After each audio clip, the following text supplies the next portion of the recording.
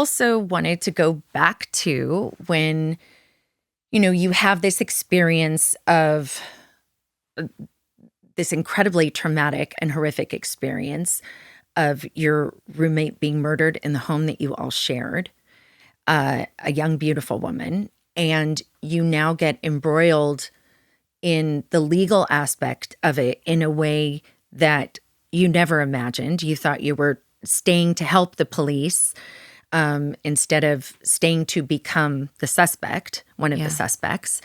And I wondered about, like, how and when were you able to process the grief that you felt about your friend? Yeah, that's a great question. There's a scene that didn't make it into the show.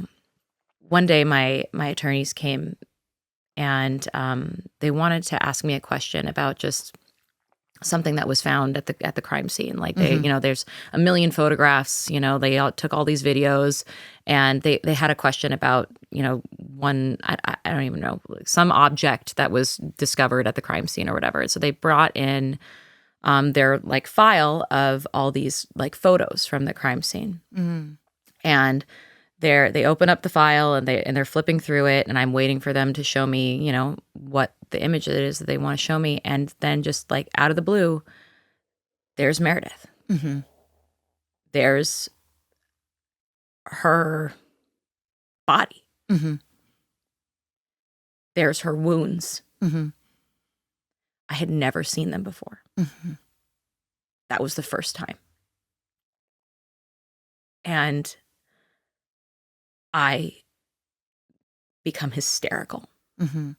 Like, and my attorneys like were just like, "Oh my God, what's going on?" And I start like panicking and hyperventilating and just being like, "Oh my God, oh my God, oh my God." And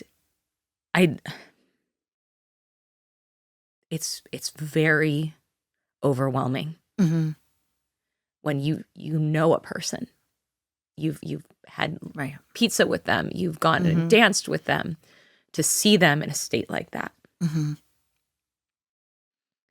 And I'm crying and I'm overwhelmed, and they call it off, the whole like meeting with them, and the guards come and get me because I'm freaking out.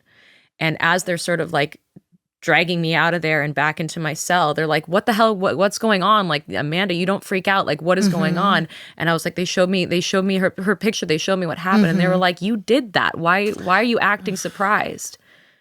And that was a scene that didn't get to make it in the show, but that's what your question reminds me of, is that as I am like taking in the fact that like a person that I knew, who was my friend, and I didn't know her entire life. We knew each other for, several weeks. That's it. But still, this is a person I lived with, that I spent time with.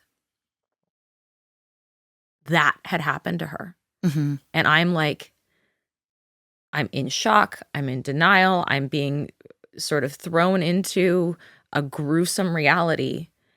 And I'm given zero empathy, zero emotional support, zero grace to be messy about it, to freak out. Like, I was never allowed to grieve her.